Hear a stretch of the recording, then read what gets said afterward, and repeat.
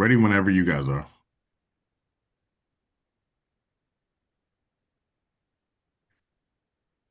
Girl. Are we good? We're good. All right. Good morning, everyone. I'm Delegate Malcolm Ruff, Chair of the Capital Budget Subcommittee on Appropriations, and we're here for what I believe is our final hearing of this legislative session. I'm glad to invite all of our witnesses and, of course, the subcommittee. And on behalf of me and the Vice Chair, we welcome you to uh, offer your testimony on the several budgets that we have today on the agenda. So we'll start with the University System of Maryland and our DLS analyst, Sarah Baker, who will provide the DLS analysis of their budget. Thank you, Ms. Baker. If you could come on and give your presentation. Thank you. This is for University System of Maryland office. As you can see on the front page, there are two projects for System Office, the Caldwell Center and the annual facility renewal projects. But first, I want to turn to the updates on page 2. The budget includes a deauthorization of funds provided in 22 for the Challenger Center at Frostburg State University due to the cancellation of the project. And the second is repurposing 1 million of GO bonds that were originally authorized in 26 for the University of Maryland Eastern Shore to fund preliminary design and pre-development activities for a proposed new residence hall. After discussions with DBM, it was determined the funds could not be used for that purpose, and also before USM would approve the project, a needs assessment must be conducted. So the proposed language would repurpose the funds to the demolition of Nettle Halls, which would be the site of the proposed residence hall. And finally, the capital budget includes language to repurpose 3.1 million in GEO funding originally authorized in 24 to support campus flood mitigation projects to be used to fund emergency electrical switchgear replacement. The switchgear is the only controlled location for all power distribution across campus and is past its useful life due to deterioration from environmental factors. Also, additional buildings to campus have increased the electrical load, making this an urgent priority. It should be noted that unless UMES uses plant funds or USM allocates system renewal funds to replace the reallocated funds, then the final critical component of the flood mitigation plan will be deferred. We ask UMES to provide a status on the steam plant flood wall component of the flood mitigation project.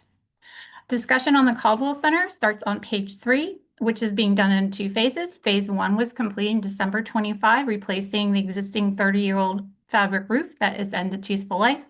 And phase 2 will be refurbishing the existing central plant that is also 30 years old. I do note that the cost increased by $2 million last year due to the addition of a chiller that is needed to provide chilled water to the Aquaculture Research Center and new generators since the current ones are currently at capacity. The 27 budget does include 2.9 million in GO funds, and the CIP programs 1 million in revenue bonds. Turning to USM's facility backlog renewal, which is shown on Exhibit 1 on page 5, it has grown 36% since fall 2019 to a total of 3.1 billion in fall 24. So USM categorizes projects as either deferred maintenance or program improvements, and this is shown on Exhibit 2 on page 6. Deferred maintenance projects total 3.1 billion, of which electrical and mechanical systems account for about 68% of the total. Programmatic improvements, which include renovations and remodeling, totals 3 billion, bringing the total renovation cost to 6.1 billion. Overall, at 3.3 billion, College Park accounts for 55% of the total renovation costs. In 22, the Board of Regents adopted an updated facility renewals policy, with the most significant change being a shift in focus from inputs to outcomes, better reflecting the project an institution is making to address its backlog. Under the revised policies, institutions are required to report their Facility Condition Index, or FCI. Exhibit 3 on page 7 shows the FCI over the last 6 years by institution. The index shows the percentage of deferred maintenance spending relative to replacement costs. A lower score indicates facilities are in relatively good condition, and when tracked over time, shows if conditions are improving or not. Overall, 6 institutions experienced improvement during this time. Reducing the backlog is a priority for the Board of Regents and the Chancellor and has set a target that an institution's spending on facility renewal should be at 2% of the current replacement value of facilities greater than 10 years old. Since the previous policy did not capture all the funds, operating and capital expended by institutions, a directive from USM clarified what expenditures can be included in institutions' calculation of their 2% spending goal, and these are listed on page 8. Overall, USM is tracking its backlog through attacking its backlog through various funding sources, and this is shown on Exhibit 4 on page 9. Prior to 2020, facility renewals was mostly funded from institutions' operating budgets and ARVs. Even though over the years, institutions have increased their spending on renewal, these funds account for a smaller share of spending, declining from 70% to almost 43% by 26. While expenditures related to renovation projects in the CIP increased from 17 to 15%. And this reflects USM's focus on renovation and replacement projects rather than on new projects. You note that in 23, institutional spending decreased by 32.5 million, which may be attributed to the 65 million in PAYGO, which under the revised policy counts towards the institution's 2% goal. In 25, institutional spending declined 12.3 million, reflecting the impact of a July BPW cost containment action that resulted in 1% reduction of USM appropriations. And in 26, USM's appropriation was reduced by 7%, or 155.5 million. And in order to meet this reduction, some institutions plan to reduce overall spending on facility renewal. We asked the Chancellor to comment on the impact of institutions reducing spending on facility renewal and their ability to meet the 2% target. So moving on to the 2% target, Exhibit 5 on page 10 compares the spending on facility renewal by institutions based on the previous and revised policy. When including projects in the CIP, or funded by the system, 5 institutions exceeded their 2% target. And you'll note that Salisbury exceeded its target by 8.5 percentage points. If not for the inclusion of the projects in the CIP, 8 institutions would have fallen below the target. Since the inclusion of CIP projects does not provide an accurate picture of how much institutions are spending on renewals and if they are consistently achieving the target, System Office should continue to report on the progress institutions are making to the 2% target when including and excluding the impact of the CIP. Now, institutions can transfer operating funds to the plant funds, which are basically like a savings account in which institutions can set aside funds for anticipated capital expenditures. And as listed on page 11, funds can be set aside for various purposes, including facility renewal, deferred maintenance, and debt service. And shown on Exhibit 6 on page 12, between 23 and 25, state-supported plant funds decreased by almost 300 million due to spending on capital projects. And the recommendations are back on page 2. And that concludes my presentation.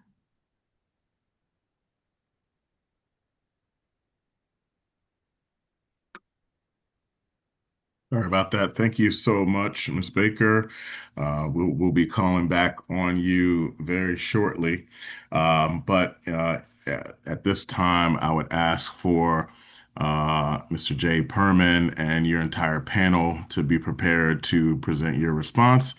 Chancellor Perman, if you wouldn't mind coming on and giving us your response now, we would appreciate your testimony.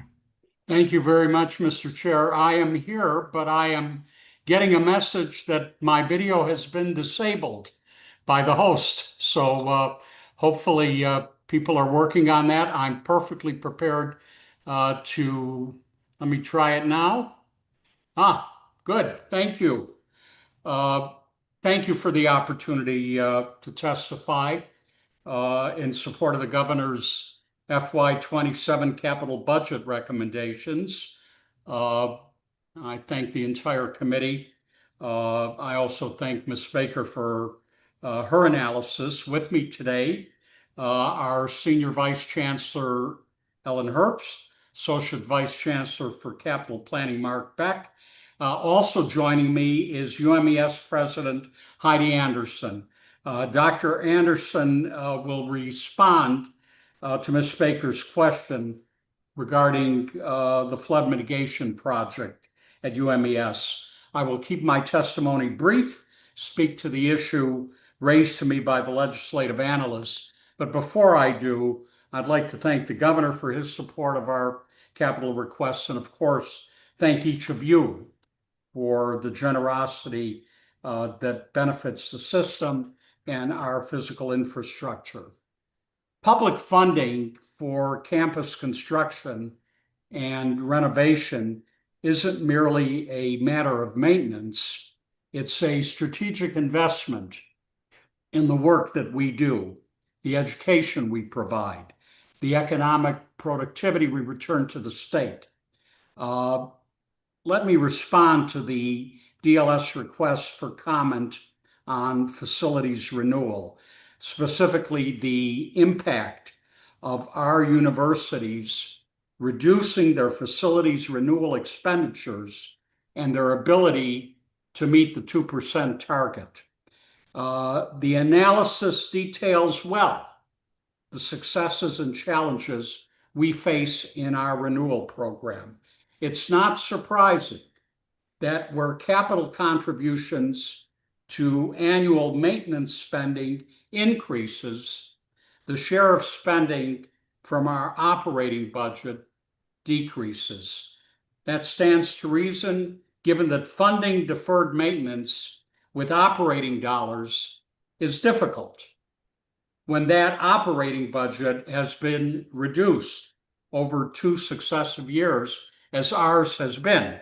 When I testified last year, I acknowledged that spending reductions will enlarge our deferred maintenance backlog and potentially increase our out-year costs as our campus buildings age.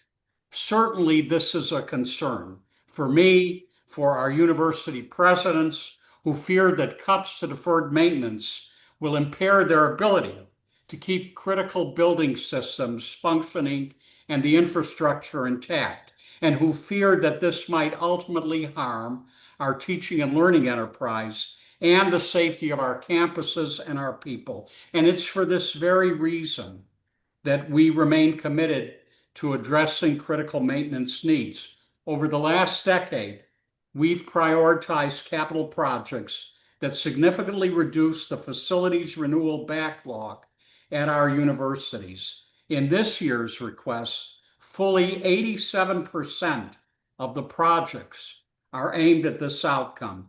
And it's your support of that outcome that benefits so much more than our campus building. Benefits the work those buildings make possible and the students whose education depends on them. And so we're deeply grateful for DLS's recommendation to fully fund the requests made by each of our universities. We thank you for your support. I'm happy to answer any questions, or if there are none at this time, to turn the microphone over to President Anderson so that she may answer the question addressed to her. Absolutely. President Anderson, you may go right ahead, and thank you, Chancellor. If there are any questions, we'll take them at the end of your entire panel. Excellent. Thank you, Chair. Thank you, Chancellor, and thank you, Chair Ruff, and all of the delegates. Good morning, everyone. And let me start by saying at UMES, we also appreciate the support that we get from the governor, but also especially from the General Assembly. I'm happy to be able to respond to the question from the DLS analyst this morning. First of all, let me start by saying the design for the steam plant flood wall project here at UMES has been completed, and the project is considered shovel-ready at this time. However, during the design and during the implementation of the flood mitigation project, we identified a significant infrastructure issue with the campus, specifically with our switch gears. This is like a big utility box for the campus. The switch gears on our campus are approximately 25 to 30 years old, and they have experienced deterioration, as Ms. Baker pointed out. Due to this age and condition, replacement of the switchgear has become our top priority. And the reason for this is because we need to make sure we address potential operational reliability and safety concerns. While planning for this replacement, the university is implementing and evaluating interim flood mitigation protection measures. These particular measures will help mitigate the risk to our steam plant facility as well as other campus infrastructure. These temporary measures will remain in place until the switchgear replacement is completed and the permanent flood wall component of the project can be finalized. In addition, throughout the last several 8 years, UMES has transitioned portions of our energy infrastructure to natural gas. This transition reduces the university's reliance on steam-based systems, improves our overall energy efficiency while also lowering long-term infrastructure and operational risk. The rest of our written testimony describes these projects in a lot more detail, but at this time, I want to yield the rest of my time back to the Chancellor and want to say we appreciate the opportunity to clarify these projects for the committee and for the DLS analysts. And I'll be happy to answer any other questions as they may arise. Thank you. Thank you, Madam President. Mr. Chancellor, do any of your other witnesses have oral testimony, Mr. Beck or Ms. Herbst? Chair Ruff, they are here No. in case there are questions. They don't. All right. With that being said, thank you all so much for your presentation. I'll open up for any potential questions from the subcommittee, if there are any. I cannot see everyone at the same time, so if you would come on camera if you have a question and you're on the subcommittee, please do so. I'm not seeing any questions at this time. And so in light of that, unless there's anything further, we will definitely take all of your testimony under advisement. Thank you so much for taking the time out to provide your testimony and for your advocacy for this budget. And so that will end the hearing on the University System of Maryland office, and we will go on to the University of Maryland Baltimore campus and call back Ms. Baker for her testimony for second time. And we got one more time with you, Ms. Baker. So thank you so much for your hard work in the recent days. Okay, thank you, Mr. Chair. So UMB has 3 projects receiving funding on 27, but first I wanted to turn to page 4 to provide an update on the Institute for Health Computing. Now, to date, $3 million in GO funding has been authorized for this project. However, these funds cannot be used until a program plan is submitted to DBM, and I also note this is not in the CIP. The Institute is part of a larger project to develop the North Bethesda Metro Station. A master developer was selected in 25 and is currently negotiating contract terms with Montgomery County and the Washington Metropolitan Area Transit Authority. While UMB and College Park have met with the developer and outlined space needs of the Institute, a broader master plan prevents finalization of a Part 1 program. Therefore, due to this and the project still being in its early stages, DLS recommends deauthorizing prior funds and adding a pre-authorization for the $3 million in 28. Moving on to projects funded in 27, discussion of the new School of Social Work building starts at the bottom of the page. And the fiscal 26 budget did include $5.8 more than was programmed, reflecting an accelerated schedule to allow the project to be completed by August 27 so the building could open for fall semester. While funding for construction decreased $1.9 million due to bids coming in lower than anticipated, $1.5 million was reallocated to cover additional equipment costs, and the remaining funds for the design related to the need to construct a subterranean bridge under Pearl Street that they need to create space to run utility systems under the street. It should be noted the 27 allowance also includes $3 million strategic energy investment fund to be used in lieu of GO funding to fund the sustainability components of this project. The next project on page 6 is the new dental ambulatory surgery center, which will renovate existing office suites into operating, pre-operating, and recovery rooms along with support spaces. A total of 2.3 million GO bonds has been authorized for this project, and while the total cost did increase from 2.8 million to 10.1 million in the 24 CIP, the state share only increased by $500,000, with the School of Dentistry providing the remaining funding. Now, this increase is related to current Medicaid and Medicare eligibility standards, which require the suite to be physically distinct from other clinics. And without the separation, the center would not be able to bill Medicaid or Medicaid. I would note that this is part of a larger $29.5 million renovation project for the School of Dentistry, which is being funded with institutional funds.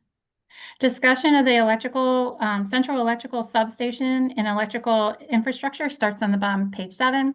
This is a multi-year phase project that will construct new substations at the north and south end of campus and upgrade existing electrical infrastructure. This program in the 24 and 25 CIP funding was paused till 28 due to delays in receiving developers agreements for Baltimore City and challenges to integrating the technology put in place to manage the new grid. And these factors led to substantial delays in the completion of later bid package. However, funding for the new South Campus switching station is accelerated by a year with the inclusion of $715,000 in the 27 capital budget and a pre-authorization for $12.4 million to complete the construction. So based on a more detailed scope and current construction market prices, the cost of the project did increase $10.6 million due to unforeseen subsurface conditions and increases in the cost of copper. And I'm going to turn back to the recommendations on page 2. And that concludes my presentation. Thank you very much, Ms. Baker.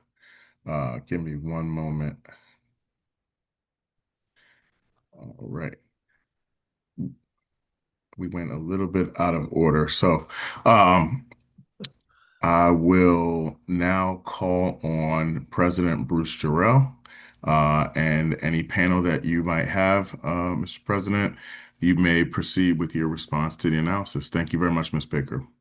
Good morning, Chair Ruff and Vice Chair Chang and members of the subcommittee. For the record, I am Dr. Bruce Jarrell, President of the University of Maryland, Baltimore. I am joined by Mr. Luke Mowbray, Director of Real Estate Planning and Space Management for UMB.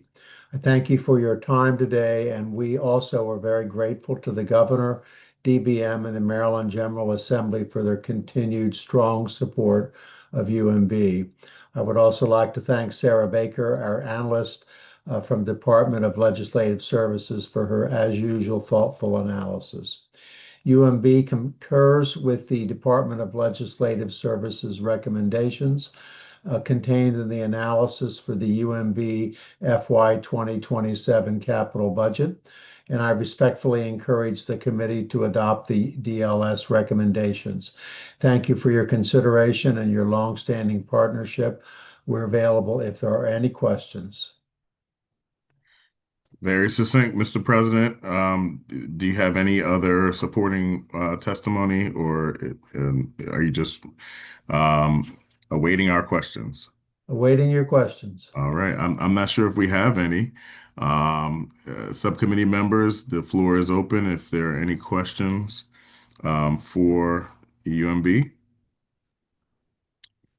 I guess the cat has the subcommittee's tongue today, and so we will go ahead and proceed on. We'll take all of the information under advisement. Thank you all so much for your attendance and your advocacy. And we will move on to the University of Maryland College Park and bring back Ms. Baker one last time. Okay, thank you, Mr. Chair. There are 2 projects receiving funding in 27. The discussion of the first project, the new Health and Human Sciences Complex, starts on page 3. This project will fit out shelf space in the new Cold Field House and renovate 2 floors in the original Cold Field House South Wing, which will house the research-focused units of the School of Public Health and also provide space for the Academy of Innovation and Entrepreneurship. The CIP accelerates construction schedule in which the remaining funds are providing the remaining funds in 28 rather than 29. The CIP programs, the total estimated cost of the project is $137.4 million, which is $2.5 million less than programmed last year. However, according to College Park, the total cost of the project is $144.8 million. And it should be noted that the $5 million provided last session was supposed to be in recognition of the increased costs. We asked the president to comment on the $7.5 million discrepancy between their estimate and DBM's and how they will cover the shortfall. And I also want to note that the 26 CIP increases the amount funded with revenue bonds from 10 to 15 million, and it replaces the same amount of GO bond funding. Discussion of the last project of Zupnik Hall starts on the bottom of page 4. And this project leverages $58.2 million from the Clark Foundation and will provide space to allow the engineering programs to grow. The 27 capital budget provides funding to complete the project. And the project includes various sustainability components, including wastewater recovery plant, energy efficiency, mechanical equipment, and provisions for a photovoltaic array. I would note the 26 budget did add $4 million in the Strategic Energy Investment Fund to fund these sustainability components. Out-year projects are listed on page 6. The campus-wide system and infrastructure improvement project is put on hold in 27 and is programmed to resume in 28.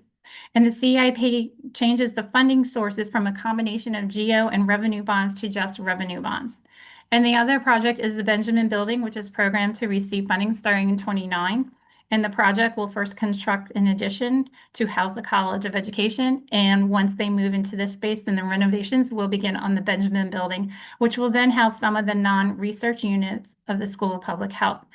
And the recommendations are back on page 4, is to approve all the authorizations and pre-authorizations. And that concludes my presentation.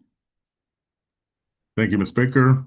And now we'll call on College Park President Daryl Pines for your response. Sir, thank you so much for your attendance. Great to see you, and you can proceed. Good morning, Chair Ruff, Vice Chair Chang, and distinguished subcommittee members. I am joined by Mr. Chris Phillips, who's our Director of Planning and Facilities for the University of Maryland. I appreciate the opportunity to be here and talk about the capital projects that will take both our university and our state fearlessly forward. I would like to start by thanking you, the General Assembly, and Governor Moore for your steadfast commitment to higher education, and of course, to the University of Maryland College Park. I know this has been a challenging time period for the state's finances, which is why we work tirelessly to be good stewards of state resources and develop the future leaders and innovators for our economy. I would also like to take this opportunity to thank Ms. Sarah Baker, Mr. Matt Klein, and Ms. Emily Haskell of DLS for their hard work and thoughtful analysis. I and my team greatly appreciate their partnership and dialogue that we have established with them over the years and how it ensures a very successful, smooth, and collegial process. Both projects in our capital budget request, Zupnik Hall and the Health and Human Sciences Complex, represent excellent investments in our students, faculty, and staff. These facilities keep us on the cutting edge of research and education and contribute to even greater momentum as we seek to take on the grand challenges facing our society. The analysis did request a response on the $7.5 million discrepancy between the universities and the Department of Budget and Management's estimated total cost of the HHS project. And now University of Maryland will cover the shortfall.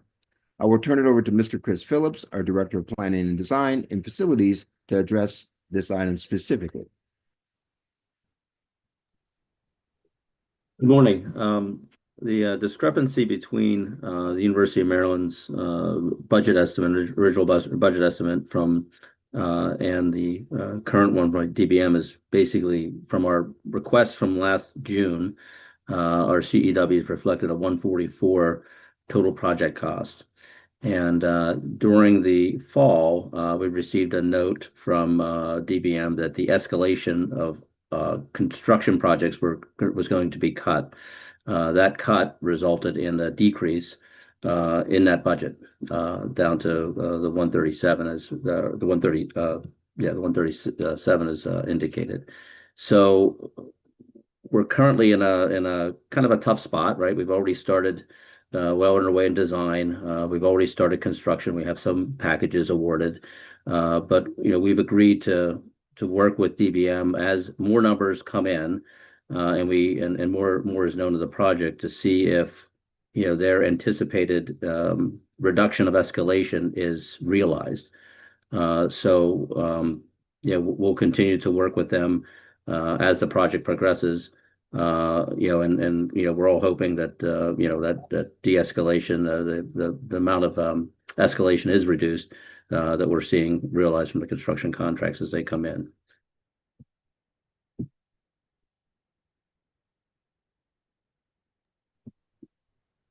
Thank you, Mr. Phillips, for your testimony. President Pines, is that complete your testimony?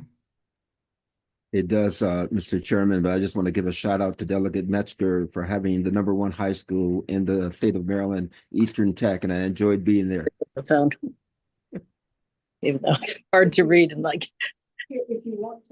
Ms. Boner? We had a great time with you too, President. All right. I'll now open up for the subcommittee if they want to ask any questions.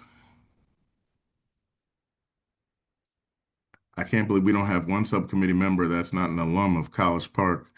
But I will just ask about the new interdisciplinary engineering building, and it's not a hard question. I see that part of the plan is to create what appears to be like affinity spaces for different student organizations, including the Society of Hispanic Professional Engineers, Society of Women Engineers, and the Black Engineers Society.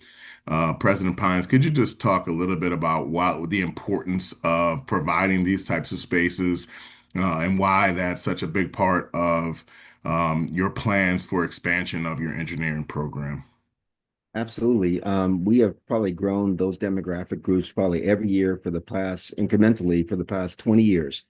They have really been essential to showing how excellence is demonstrated in engineering at College Park. And so these affinity centers are now also called unity centers, allow students to have a sense of community, a sense of agency so they can achieve all of their outcomes. And we want all of our students to reach their full potential. Awesome. Well, thank you, especially in the atmosphere, on the national level and the messaging that is being sent and the policies that are being passed down federally. I applaud you on the commitment to creating these diverse spaces and ensuring that we're uplifting all aspects of your student population. So thank you very much for that effort. And unless there are any other questions from the subcommittee, that will conclude the hearing on the University of Maryland College Park. And we'll go on to our final hearing. We have one question from Delegate Ivy. Delegate Ivy, thank you so much. Mr. Chairman, I heard you asking me to speak up. So I just wanted to say hello to my dear friend, President Pines. Thank you for all the work that you do. Great to see you, Delegate Ivy. Isn't it so that you're located in Prince George's County? It is true. Thank you, sir. I appreciate you. You have a great one. Just so you know, Delegate Ivy, we've also increased the number of Prince Georgians going to College Park, and it's the highest number in the history of the University of Maryland, the number of Prince Georgians going to College Park, just like you did several years ago. It's a beautiful thing, sir. Thank you for all your work and all your dedication. I know it's been a focus of yours for, was it almost a decade now that you've been in your position? So thank you very much for your work. Thank you, Mr. Chair. Thank you, Delegate. All right. With that, we will conclude our hearing on the University of Maryland College Park and move on to our final hearing. And so just want to give the preface on this one. After we hear from Ms. Bangel, we will allow testimony from those who are here to testify on behalf of the various miscellaneous grantees. However, we would ask that each witness under this hearing abide by the 2-minute time limit. I think there are various witnesses here, probably less than would be if we were in person, but we do want to be respectful of time. So each person during this hearing will be permitted up to 2 minutes to testify. We are very glad for your attendance here today. We very much want to hear from you, and we appreciate you abiding by that time frame. So we will now hand it off to Ms. Suveksha Banjal, if you would mind coming on and giving us your presentation. Thank you, Mr. Chair. For the record, Suveksha Banjal here to present the capital analysis for miscellaneous grants program. The fiscal 27 capital program provides funds to support 63 miscellaneous grants proposed by the governor. This includes 119.9 million in general obligation bonds or GO bonds and 57.6 million in pay-as-you-go or pay-go general funds. 49 million is associated with grants that were pre-authorized for fiscal 27 by the General Assembly in last session's capital bill.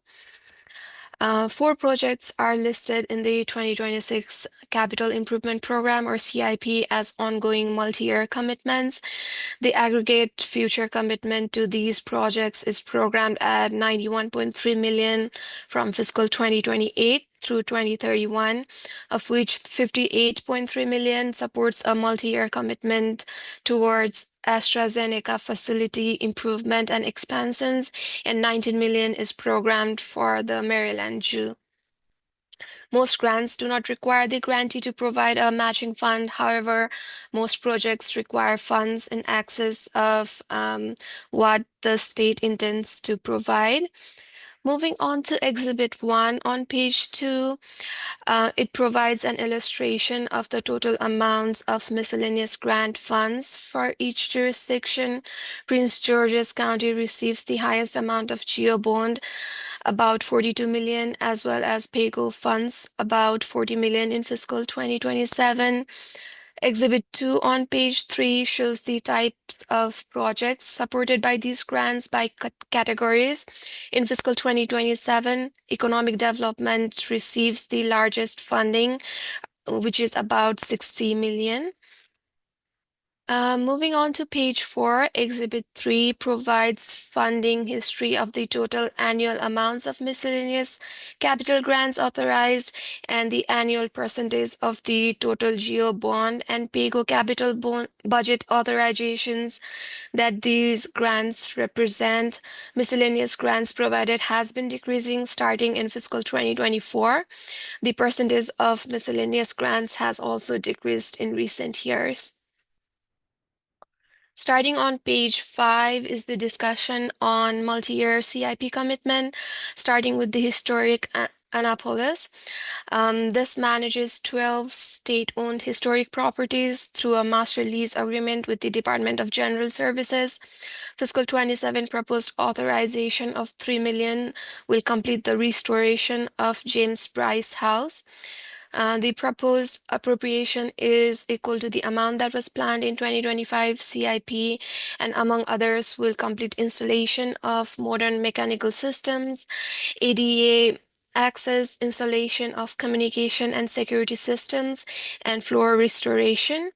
The total cost of this renovation is estimated to be about 26.4 million, of which 22.7 million is state funding and 3.7 is matching funds.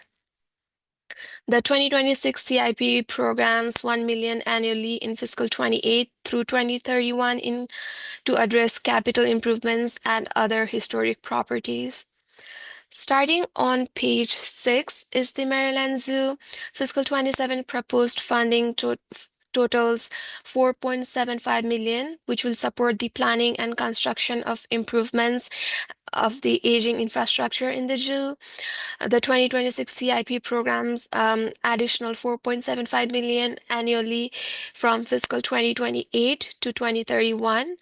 In addition to state capital funding, the zoo also receives an annual operating grant that is budgeted through the Board of Public Works. In fiscal 27, the operating grant totals 5.6 million.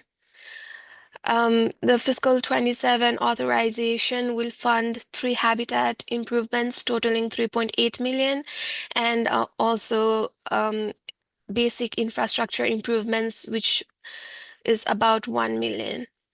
On page 8, we have the National Aquarium. Fiscal 27 proposed funding of 4 million will help address the causes of 2 emergency closures that happened in fiscal 2025. The the fiscal 27 budget is 3 million more than the amount programmed in the fiscal 25 CIP to address these emergencies, which consisted of an electrical failure that affected water pumps and caused flooding in September 2025, and power outage caused by a valve leaking onto an electrical bus in October 2025. As of the 2026 session, the National Aquarium CIP estimated 120 million of capital needs at the facility over next 8 years.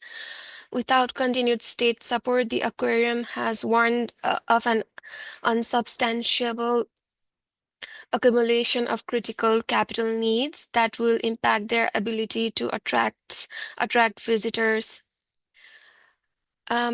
Exhibit 4 on pages 10 through 24 provides details of the projects that are not programmed as multi-year commitments beyond fiscal 2026, for which DLS recommends approval. On page 10, there is a discussion on St. Agnes Family Birthing Center. The project received 1.9 million in fiscal 26 through the Maryland Hospital Association. DHS is asking the hospital to explain why funds are not being requested through MHA this year, and why it is being requested outside of the MHA hospital review process. Exhibit 5, starting on page 24, shows DLS recommendations to reduce or delete funding. DLS recommends reducing the GEO bond authorization for American Legion Post 47 renovation project by 50,000. The second recommendation is to reduce GEO bond funding to 475,000 for Baltimore Museum of Art.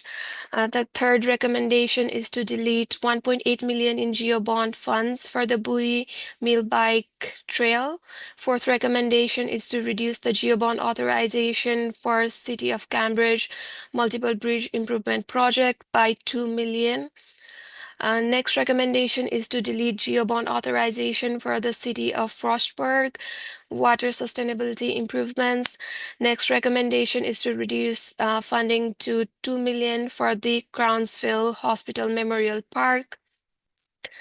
The next recommendation is to delete funding for Friends of Patapsco Valley State Park. The next recommendation is to reduce GEO bond for Hagerstown Regional Airport by 750,000. The other recommendation is to delete the 3 million authorization for jug handle connector. The next recommendation is to delete GEO bond authorization for Kingdom Care Center and Crimson Achievement Foundation project. There is also a recommendation to reduce funding for the Calcinate Cliff facility to 3.8 million. There are also recommendations to delete GEO bond authorization for MedStar Southern Maryland Hospital, the Reinvest Baltimore Green Space Infrastructure Improvement, Ripken Stadium renovation and expansion, and Security Square Mall renovation and replacement project.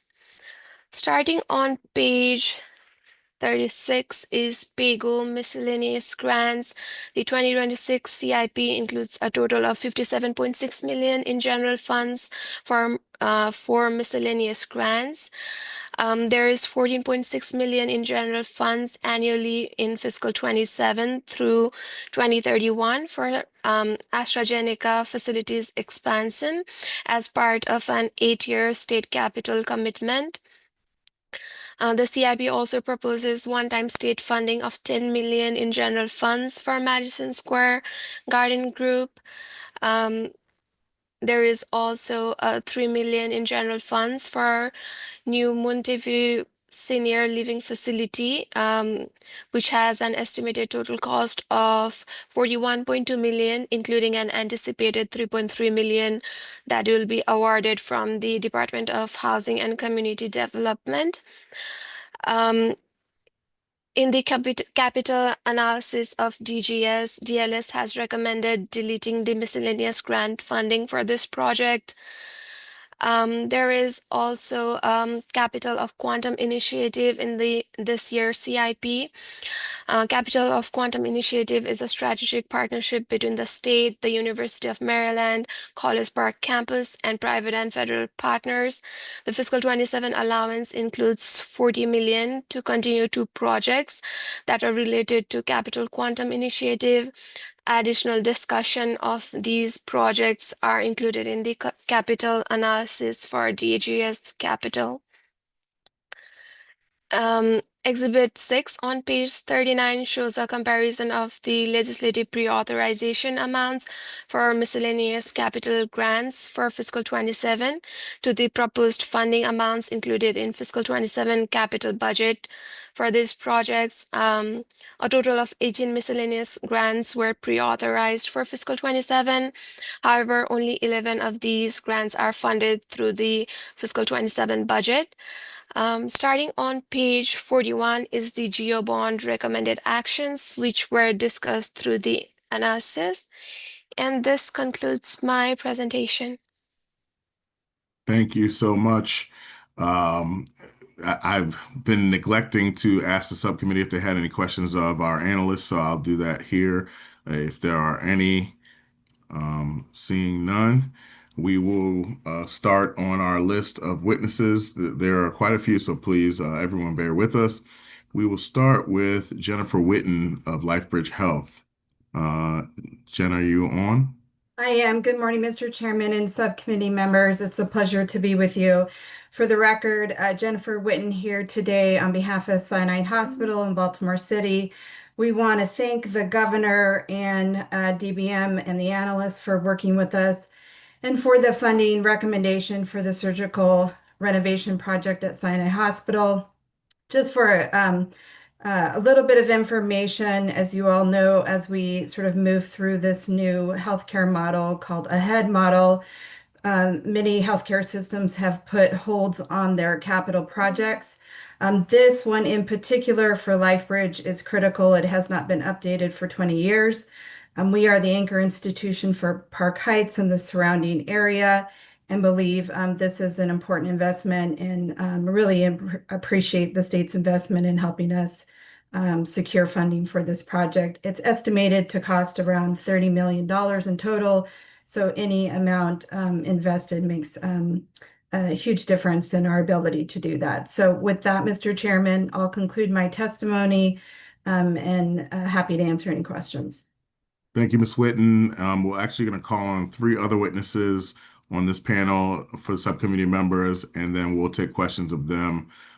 So we'll have Beth Maloney, and then Victoria Venable, and then Catherine Borner. Ms. Maloney, you can go ahead, and then we'll ask questions if there are any after those 3 witnesses. Thank you so much. Good morning, Chair Ruff, Vice Chair Chang, and members of the committee. I'm so pleased to have the opportunity to testify.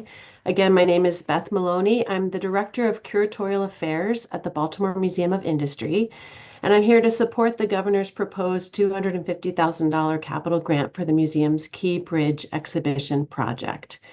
This funding supports Echoes from the Key Bridge, which is a multi-year initiative that will preserve and interpret the history of the Key Bridge, its tragic collapse, and the continuing importance of the Port of Baltimore to Maryland's economy and workforce.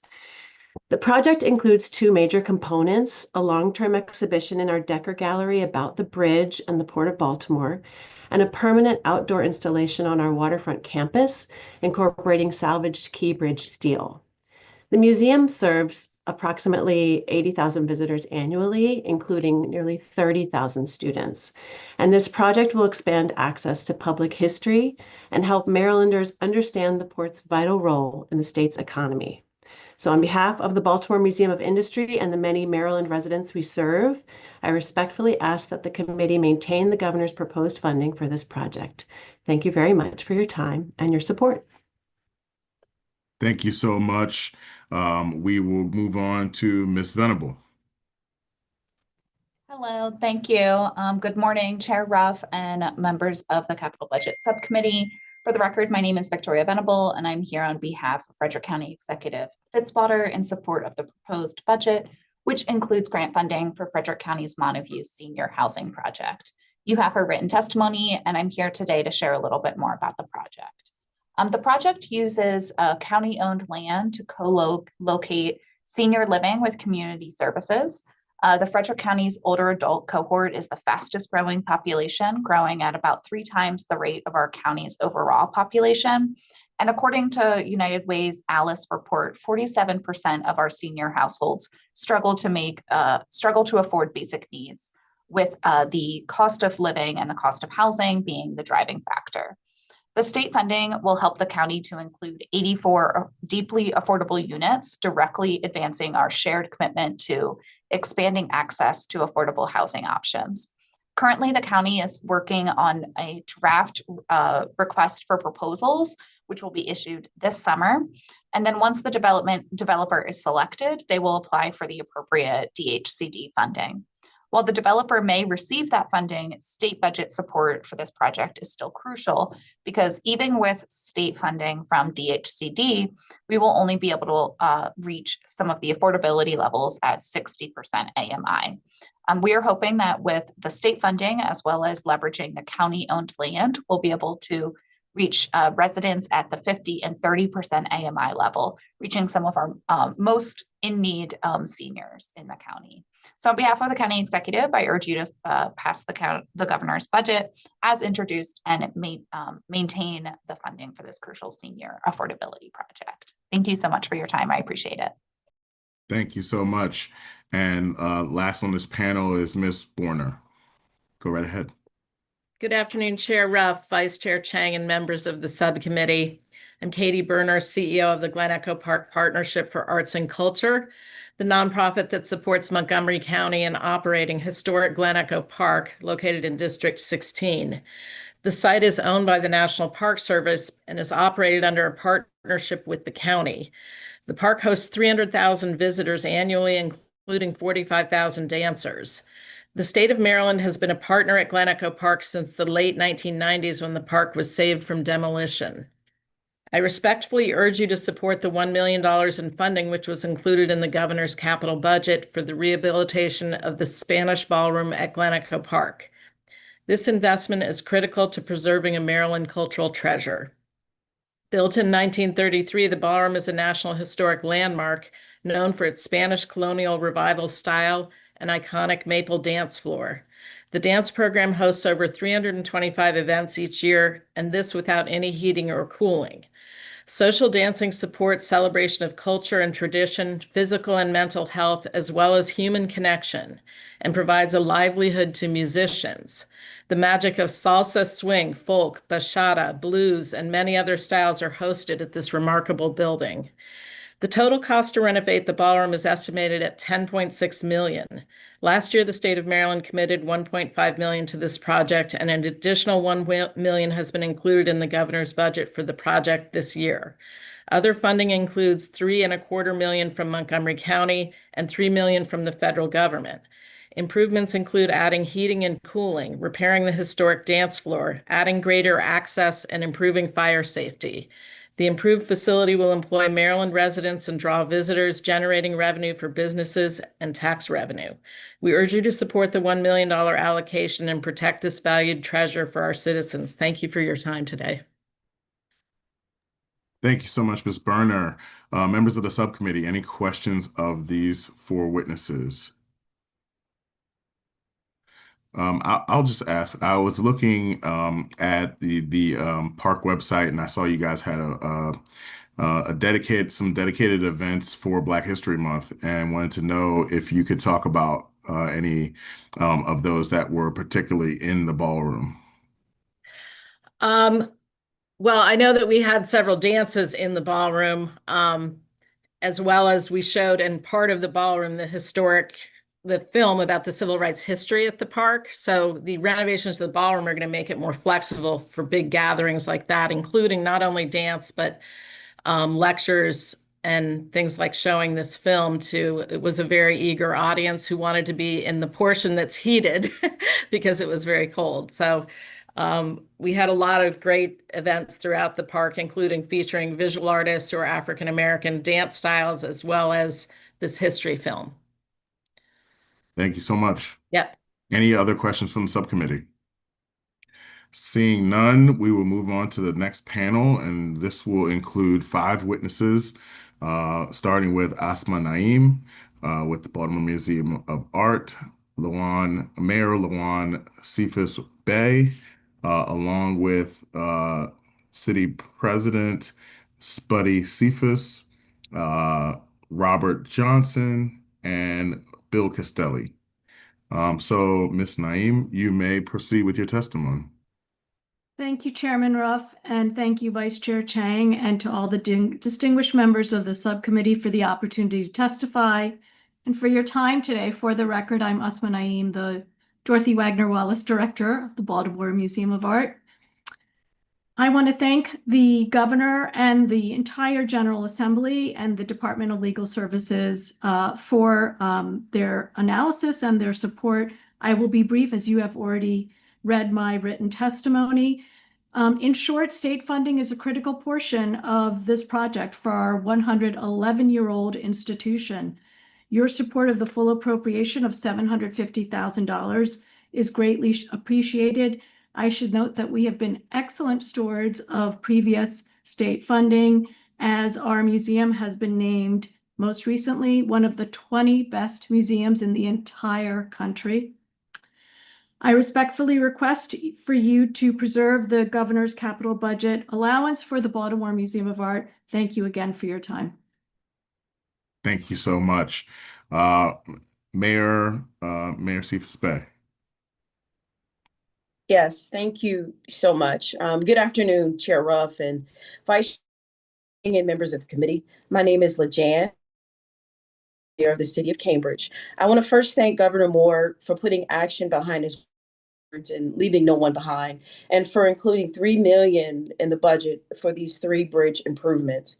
I also want to thank this committee for your continued consideration for this important project.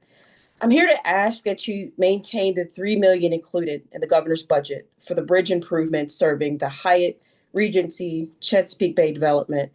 More than 25 years ago, the state partnered through Medco for redevelopment of the former Eastern Shore State Hospital site onto one of the most successful economic development engines on Maryland's Eastern Shore. And I want to be clear about something. The bridges are not private property. They provide access to homes for residents, allow employees to get to work, give the public access to the Hyatt for dinner, overnight stays, meetings, ice skating. There's a pool there, and also other community events. More than 230,000 residents and visitors cross these bridges every year. With hundreds of homes currently under construction, maintaining safe access is critical. Without the full funding as drafted by the governor, this project will be delayed at a time when we're already in the middle of a housing crisis. Delays like this slow the construction of much needed homes, and it postpones additional property tax revenue for both the city of Cambridge, Dorchester County, and also Maryland. Local partners have also already committed more than 40% of this project cost. But with that being said, we respectfully ask for the committee to maintain the governor's funding so this project can move forward without delay and continue delivering jobs, housing, and revenue for Maryland. Thank you. Thank you so much, Madam Mayor. Is Spuddy Cephas on? Absolutely. Good morning, Mr. Chair and members of the committee. My name is Spuddy Cephas. I'm the president of the City Council down in the city of Cambridge, Maryland's beautiful Eastern Shore. I too am here to support and ask for your consideration of the governor's recommendation of the $3 million for the bridge project down at the Hyatt. You've heard testimony from our mayor, but also just to shed light, the Hyatt does host the MACO, MML at times, various other organizational conferences, and it is extremely important that we get those bridges done. The city has committed. There are other partners that have committed as well. And it's extremely important. The Hyatt is actually our #1 employer in the city, with supporting more than almost about 1.3 million in local tax revenue as well. The community represents about 59 million in assessed property values, with additional homes under construction that will just continue to grow. The amount of people that cross those bridges on a day-to-day basis, totaling a couple of 100,000 people, it's extremely vital that that area and the access to that area is safe. Engineers have confirmed that the structures need redecking, rehabilitation, and the proposed improvements are designed to last more than 50 years. With that, I won't belabor anything further, but just ask that you all can continue the consideration of the governor's recommendation of the $3 million for the bridge project. Thank you so much. Mr. Johnson. Yes. Hello, my name is Robert Johnson. Thank you, Chair and the Vice Chair in the Assembly. I'm a new resident here on the city of Cambridge. Been here 9 months and 3 years here in Maryland. And one of the things that drew me to this area in Cambridge, besides its historical nature, was also the bridges, the charm of the bridges that I'm one of those residents that crosses it, daily. I believe the historic bridges are landmarks that attract visitors, generate revenue for local businesses, restaurant, and tourism. And these structures are irreplaceable living history that defines a community's character and fosters civic pride. I introduced myself to the mayor a few weeks ago, and I said I wanted to be involved in this community and how precious it is. So when I found out that the governor had put money into restoring and rehabilitating the bridges, I was very happy. And also just know that, rehabilitation often extends the life of a bridge, which is a fraction of a cost that you've had to replace it in years to come. So the $3 million I think, is a great ask, so that would go a long way to saving money in the long run. So as a new resident, please, I ask of you and beseech you to keep that money in the budget so we could continue to have this historical landmark. Thank you for your time. I really appreciate it. Thank you, sir. And lastly, Mr. Castelli. Mr. Chair, Bill Castelli on behalf of the Friends of Patapsco Valley State Park. Actually, Dave Ferraro is the director, and he can actually speak to the project, if that's okay. Yes, go right ahead.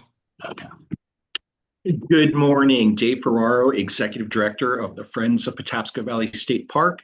Thank you very much for the opportunity today to testify in support of the governor's budget recommending an appropriation for the Patapsco Gateway Project. Patapsco Valley State Park is one of Maryland's busiest state parks, regularly seeing over 2 million visitors a year. And the Patapsco Gateway Project is critical to opening up new access for the park. Each year, the park closes on several dozen days because it is so crowded and people cannot get into the park. This unique project encompasses 200 acres of land between Catonsville and Ellicott City and promises new access for folks to use the trail system and also use a renovated adaptive horse riding barn. This project is widely supported by Kennedy Krieger, the Veterans Administration, and other partner nonprofits. We see this as an incredible opportunity to expand access to one of Maryland's busiest state parks. I'd be happy to take any questions today. Thank you so much to all of our witnesses on this panel. Members of the subcommittee, do you have any questions for this panel? I will ask questions of the proponents of the Cambridge project. Madam Mayor, if you could, you mentioned that the bridges, in your view, are not private bridges. Is that a legal conclusion, or is that just based on the usage of the bridge? Because based on the analysis, we've been advised that the bridges are identified as private roads. And of course, as you saw in the analysis, the maintenance of private roads and bridges are typically not allowed for usage of state funds, except under very specific circumstances. So can you respond to that as to why these bridges are not private bridges, and why these circumstances call for an exception to that general rule? Yeah, absolutely. Thank you for that question, by the way. I would consider it like a public-private partnership because the city of Cambridge has also set aside some money to assist with the funding, of the rehabilitation of these bridges. That Hyatt development, there's probably about, I don't know, maybe around 200 residents that currently live there, and they're residents of the city of Cambridge. It also in addition to that is we have many employees that are residents of Cambridge, and they travel across those bridges to get to work. So there's no gates, there's no codes, there's no one there preventing access. Many people in the community, we just go to the Hyatt sometimes just to hang out. It's a community space. Again, the city of Cambridge is funding money. We've already entered into a partnership over several years to help the funding of the bridges. So that's why we consider it as not like a private bridge. This is definitely a public-private partnership. How much of the total cost, I believe it's like 5.2 million or something along those lines, is being paid by the homeowners association? Now, I don't have the exact number that's being paid by the homeowners association, but I do know probably around 2.3 or 2.5 million dollars. It's a collective amount between the homeowners association, the city of Cambridge, and I believe the developer. So we are partnered, and we are partnering together so we can fund this because, again, this is access for the public. These bridges are. Okay. And then Mr. Ferraro, um, thank you for your testimony. You talked about the essentially the capacity of the park as a basis for maintaining the line item in the budget that the governor's established. Um, would Are you aware of the development of the city-state partnership in Leakin Park nearby? And would it be your opinion that establishment of that as a state park designation would provide some relief to Patapsco State Park? I am aware of it, and we're really happy to see it. I think the thing that's so important about the Gateway project is, because we are an official DNR affiliate, this project is ready to go. As soon as these funds are appropriated and put into the field, we can open access immediately. But yes, indeed, having the Gwynns Falls project become a Maryland park will greatly increase folks' access, particularly on the west side of town. And I think it will connect Baltimore City even better to the Patapsco Valley. Thank you all so much. Any other questions from the subcommittee? Seeing none, thank you all so very much for that panel. We'll go to the next panel, which will be five witnesses as well. We'll start with Neil Duran with Hagerstown Regional Airport, County Executive Kathy Klossmeyer from Baltimore County, Wade Henley, University of Maryland Eastern Shore, Tucker Kavanaugh, and Pam Casemeyer also with Baltimore County. Mr. Duran, you can go right ahead. Thank you, Chairman Ruff and distinguished delegates. I appreciate the opportunity to address you. As mentioned, I'm the director of the Hagerstown Regional Airport. That's one of 3 commercial airports in Maryland serving the airlines. I'm here to respectfully request that the $1.5 million in state funds identified in Governor Moore's budget be maintained for several reasons. Our air traffic control tower facility is a critical life safety issue.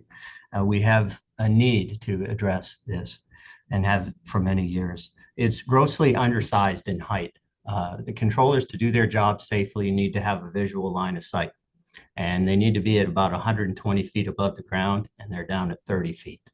So when our runway was lengthened and additional buildings were built on airport, that line of sight was disrupted. The building is also functionally obsolete in just about any way that you can imagine. And it's yet another reason for why we need to act now to address this critical need.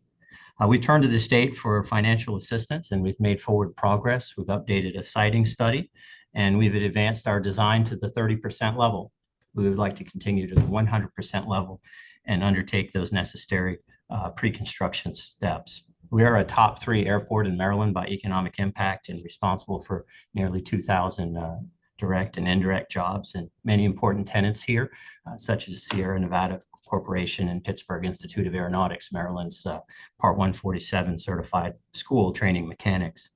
The timing is excellent to act now as we're nearing the end of an FAA lease in 2027. And we also just days ago learned that the FAA selected under the EIPP an integration pilot program. Pennsylvania's application was selected, and it's a multi-state collaborative for advanced air mobility. And Hagerstown was promoted and selected as likely the best place in Maryland to do electric vertical takeoff and landing aircraft, flight test activities, electrical charging, and ultimately the use of these aircraft working with companies like Beta, United Therapeutics for the movement of human tissue and organs. AAM is the future. It's an identified statewide economic priority. It was a subject of one of Governor Moore's executive orders. So the intent was that these technologies would be developed, tested, and operated in Maryland, and to do so at Hagerstown. We were going to play a big role, but we need a new tower as a supporting technology. We have the favorable airspace and other characteristics, but we need a tower to keep everything safe and on progress. We believe a reduction in funding like this will delay our forward progress and ultimately will cost more money as these projects do not get cheaper over time. So on behalf of the Board of County Commissioners of Washington County and the Hagerstown Regional Airport, we respectfully request full funding of this critical essential aviation support facility. Realize difficult decisions to make during budget times, but we do believe this is an investment in our future and in the economic growth of our state. Thank you, Mr. Duran. All right, County Executive Klossmeyer.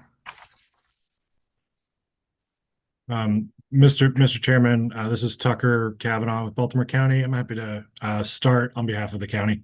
Go right ahead. All right. Yeah, 2 minutes. All right. Well, good morning, Mr. Chairman, members of the committee.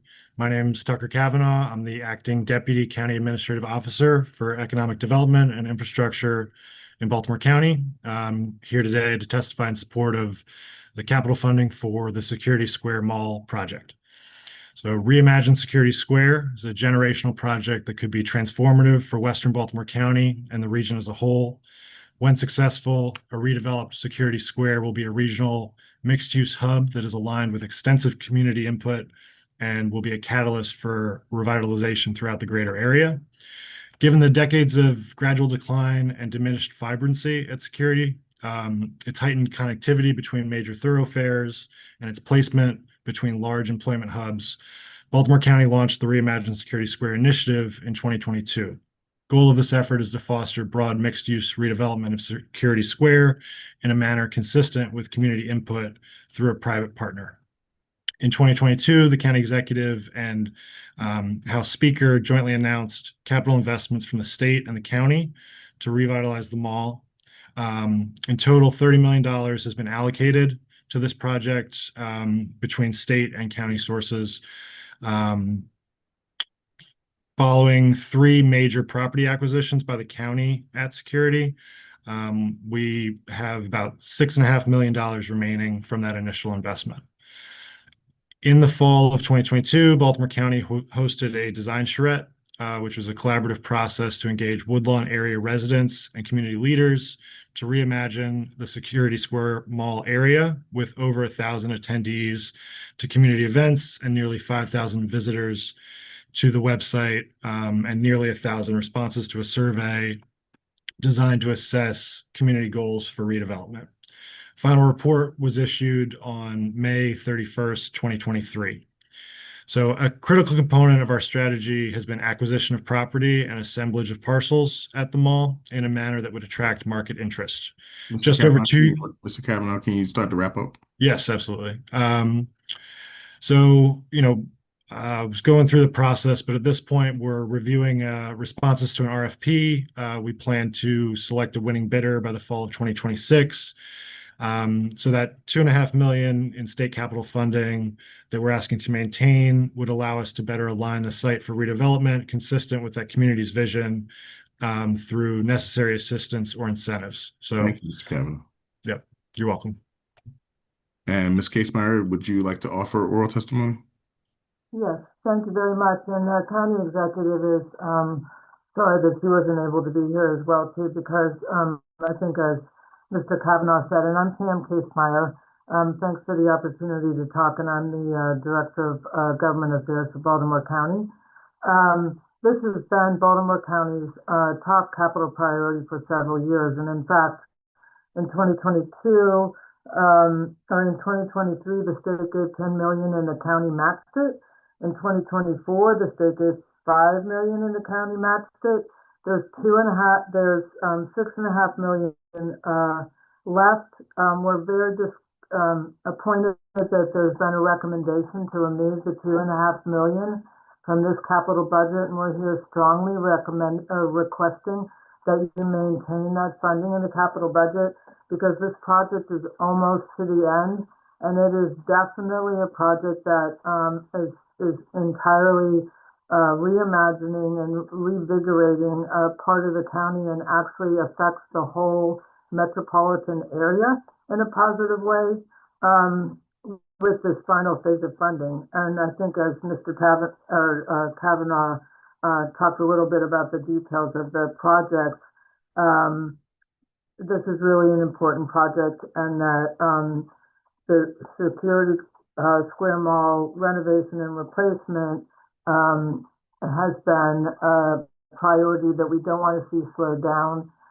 or stopped without the funding that's allocated in the capital budget. We thank the governor for including it, and we respectfully ask the committee to maintain it within the budget for this year. Thank you, Ms. Casemeyer. And I have to note, we definitely want to make sure we have somewhere for the Universe Soul Circus to appear in Baltimore. So thank you all so much. Any questions from the subcommittee? Yes. Delegate McCaskill.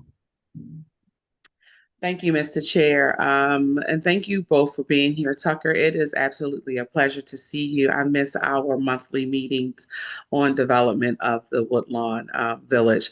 I do have a question. First, I'll have a comment. I am wanting to make sure that we secure any funding for Security Square Mall, because as Mr. Chair know, that's one of the places we used to go, not only for our dates, but also to shop for our families and to just have some outings.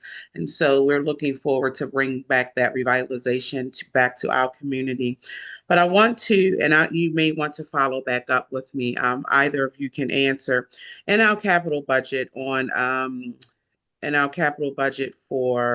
2027, there's a line item for the Baltimore County Department of Planning, Security West Security Land and Development Company Limited Partnership for $1 million. There is some consideration from Senator Sitnor and I to reallocate that funding to something more ready and something that we can use that funding for. I'm just curious, one, if you can on the record tell us what that funding would be for, as it's stated in the capital budget now for 2027. And yeah, let's start with that question first. Yeah, I can take that. Thank you, Delegate. Good to see you too. I'm looking forward to resuming our monthlies after Sine Die. I think on that planning line item, I'll have to look and get back to you on what that is exactly. I do know we're in the middle, locally on a study on data centers, and we're under a moratorium for about the next year. I think there's 11 months left of that. But on your specific question, I'll have to, look into that and get back to you hopefully today. Perfect. Thank you. I appreciate it. All right. Thank you, Mr. Chair.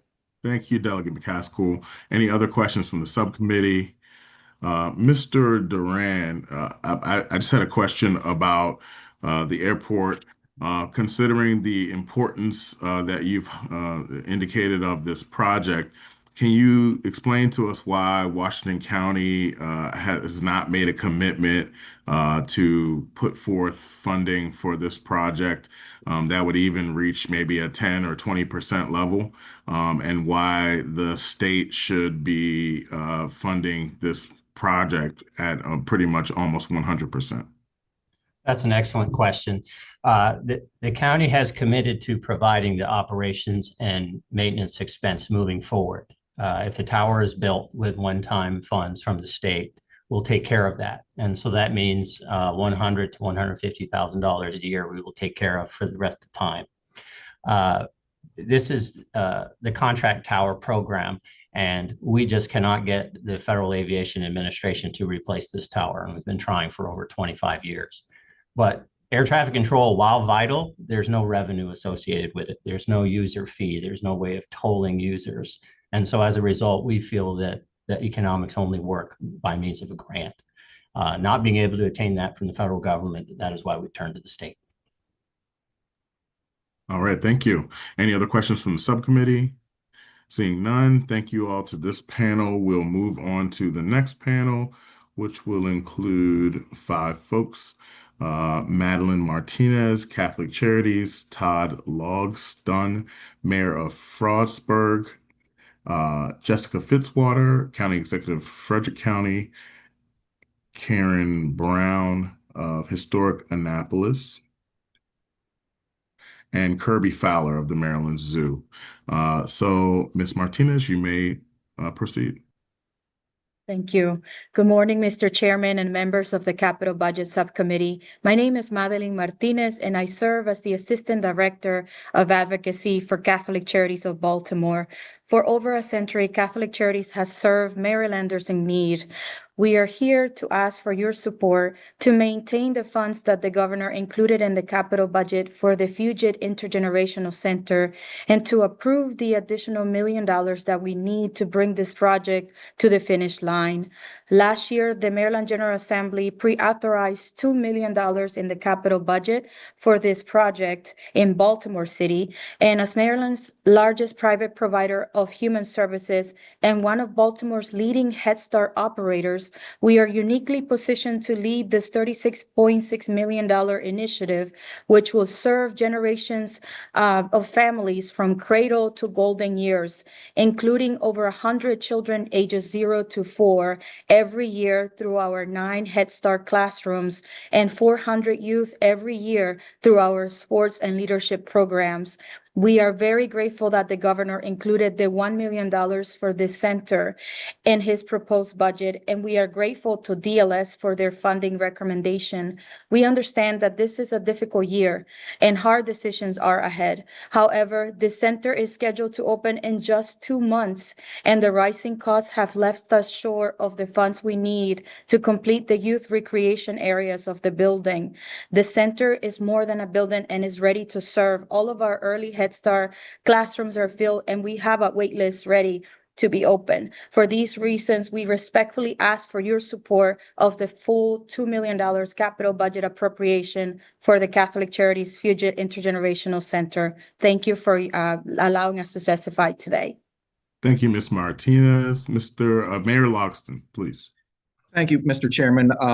Todd Logston, Mayor of the City of Frostburg, Maryland, in Allegheny County. First, I want to thank Governor Moore and Secretary McElwain not only for including the funding in the proposed budget this year, but also for the work that we have already been able to do on this in the last 9 months or so, going all the way back to last summer. I also want to thank you, Chairman Ruff, and Vice Chair Delegate Chang, for the meetings that we have already had earlier in session on this. Specifically to advocate for this project, you have written testimony, which I won't read word for word, but to kind of summarize, these water infrastructure projects for the city of Frostburg are vitally important, not just for the city, but for the surrounding communities throughout Western Allegheny County that we have been serving for the last several years. We have committed our own funding resources to this project so far. The total estimated cost is approximately $610,000, out of which we have already allocated over $100,000 of funding on our own, in addition to some grants that we have pursued through avenues like Rural Maryland Council, some of the gambling revenues from Rocky Gap Casino, other places. Just specifically wanted to address some of the comments that are made in the fiscal note recommendations for the revolving loan fund. For example, we have pursued revolving loan funds in the past, specifically in 2024, whenever we had historic droughts throughout the state of Maryland, especially in Western Maryland. We did pursue some revolving loan funds for that. Of course, those funds, as we know, are not guaranteed, but we have taken that avenue in the past. As far as projects being ready to go, shovel ready, I can tell you that my engineering department is out in the woods at Piney Run this week. They're taking the equipment out there and they're ready to punch the first hole for a test well this week. So the project is certainly shovel ready and ready to take off any day now. So I just want to advocate again for to maintain the funding that is in the governor's proposed budget for all of these projects, which will continue to allow us to work not only for the city proper, but for a lot of the outlying communities, including the Georges Creek area, which we have been able to help in the last several years. And we're certainly happy to do that and looking forward to continuing to do so. So with that, I'll take questions if there are any. Thank you, sir. Thank you, sir. County Executive Fitzwater.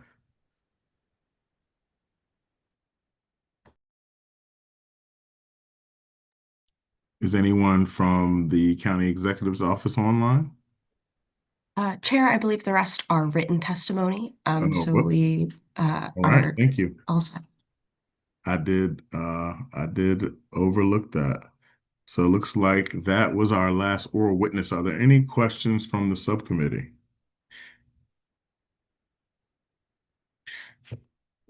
I would just want to lift up, based on the project presented by Ms. Martinez, the Fugit family, one of the most tremendous, legendary families in Baltimore, folks that I have a significant connection to, and they're obviously ties to one of the titans of Baltimore history, Reginald F. Lewis.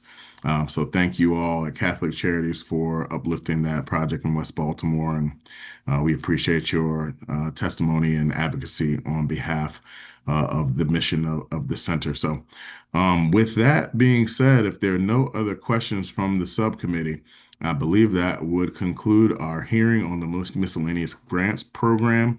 And I want to just thank everyone for bearing with us, coming on the virtual platform today instead of in person. And lastly, would just implore everyone to be as safe as possible today, as I know it's raining probably wherever you are, and the impending significant storm that's approaching. So everyone stay safe and warm, and thank you all again. And we will take all these pieces of testimony under advisement and look forward to hearing from you all soon. Thank you.